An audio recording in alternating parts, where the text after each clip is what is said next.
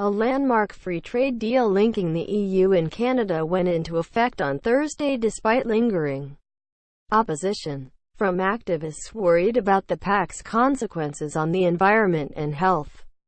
The EU is hailing the deal as one of its most ambitious ever that will set a new standard for future deals, including with Japan, Australia and New Zealand. Observers have said the Comprehensive Economic and Trade Agreement, CETA, could set a model for future ties between Britain and the EU after Brexit.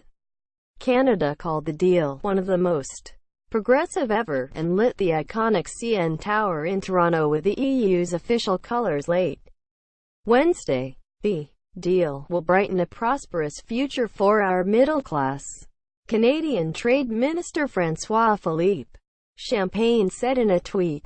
The EU and Canada formally signed the landmark free trade deal, which was 7 years in the making, in October last year after overcoming last-minute resistance from a small Belgian region that nearly torpedoed the entire agreement.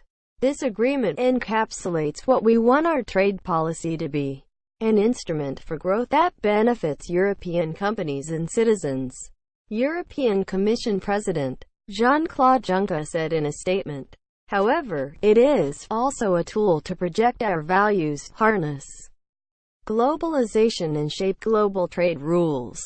He added, CETA has been implemented on a provisional basis, pending approval by the EU's 38 national and regional parliaments, which could take years. Only 6 countries have so far completed the process: Latvia, Denmark, Spain, Croatia, Malta and Portugal, which voted in favor on Wednesday. Unacceptable. The pact affects 510 million European consumers and 35 million Canadians and even provisionally eliminated customs duties between Europe and Canada on 98% of products as of Thursday.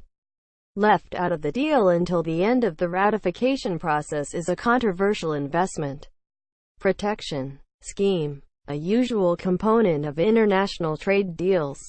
Under the scheme, companies have recourse to legal arbitration if they believe their rights have been violated by a change in government policy.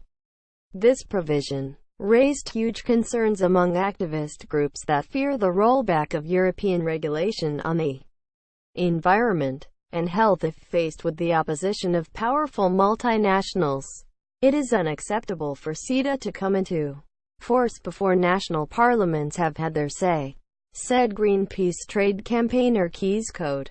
Canada has weaker food safety and labeling standards than the EU, and industrial agriculture more heavily dependent on pesticides and GM crops.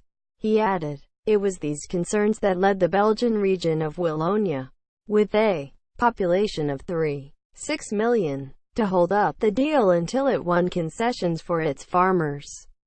It also demanded guarantees that the investor scheme face further legal scrutiny by the European Court of Justice, the EU's top court. That opinion is still pending.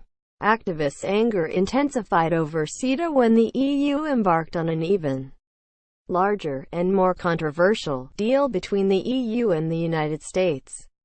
Negotiations for that deal, known as the Transatlantic Trade and Investment Partnership, TTIP, have however been frozen since the election of Donald Trump, who reached the U.S. presidency on a staunchly anti-globalization platform.